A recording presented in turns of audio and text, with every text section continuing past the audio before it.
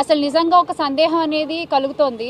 ఇది నిజంగా ఆత్మహత్యాయత్నమా లేకపోతే హత్యాయత్నమా అని. ఎందుకంటే ఆ ఇంజెక్షన్ ఏదైతే అంజలి అనే అమ్మాయి తీసుకుందో అది సెల్ఫ్గా ఎవరు తీసుకోలేరు అనే విషయం భరత్ గారు చాలామంది డాక్టర్స్తో మాట్లాడుకుంటే ఆయనకు తెలిసిన విషయము. అండ్ అది నిజంగానే సెల్ఫ్గా తీసుకుంటే కాసేపటికి అది ప్యారలైజ్ అయిపోతుంది బాడీ అంతా. సో అది తీసుకోలేరట. మరి అలాంటిది 10 ml ఆ అమ్మాయి ఎలా తీసుకుంది, లేదా అమ్మాయికి ఎవరన్నా ఇంజెక్షన్ ఇచ్చారా?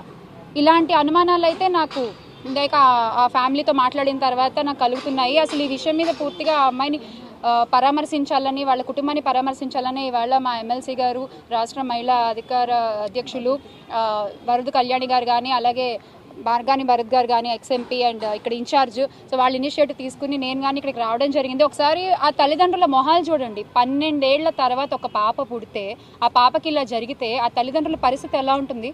అసలు ఈ పెద్ద మనిషి ఆయన కళ్ళలో చూసి నేను మాట్లాడలేకపోతున్నాను నిజంగా.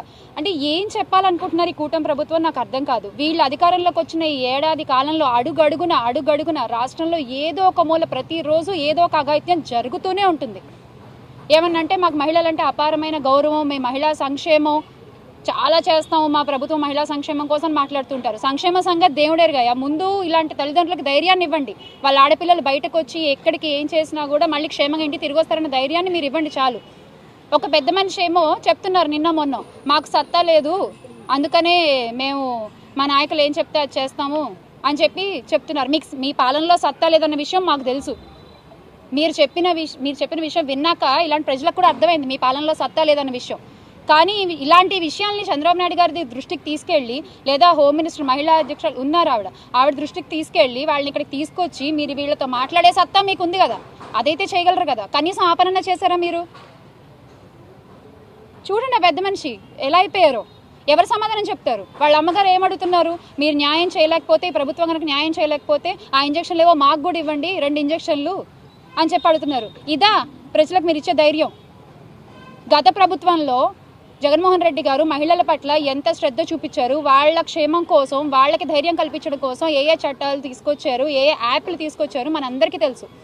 ఆయన రోడ్డు మీదకి వస్తే అరచేతిలో హారతలు ఇచ్చారు. ఈ రోజున మీరు రోడ్ల మీదకి వస్తే హాయి కూడా చెప్పరు ఎవరు. అలాంటి పరిస్థితి మీరే క్రియేట్ చేస్తున్నారు. ఆ దీపక్ అనే వ్యక్తికి ఎందుకు మీరు ఇంకా ఆయన వెనకేసుకుని వస్తున్నారు? ఎందుకని? ఆయన గురించి ఎంక్వైరీ చేస్తే అంజలి విషయం అనే కాదు, ఇతర చాలా మంది ఆడపిల్లల్ని కూడా ఆయన ఇలాగే వేధిస్తున్నారన్న విషయం బయటపడింది. ఎందుకు అలాంటి వ్యక్తికి కొమ్ము కాస్తున్నారో నాకు అర్థం కావట్లేదు.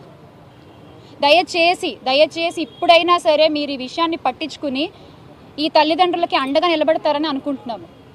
అమ్మ, మేమైతే కళ్యాణి గారు చెప్పినట్టు, ఇందాక భరత్ గారు అన్నట్టు, వైఎస్ఆర్ కాంగ్రెస్ పార్టీ ఈ విషయంలో మీరు ఎలాంటి పోరాటాన్ని దిగినా మీకు అండగా నిలబడుతుందమ్మా. ఇది మాత్రం దయచేసి గుర్తుంచుకొని మీరు ధైర్యాన్ని కోల్పోవద్దు. మీరు మాట్లాడండి, మధ్యలోకి వచ్చేసి మాట కూడా రావట్లేదు. మా పాపకు న్యాయం జరగాలి సార్. మా పాప ఎలా అయితే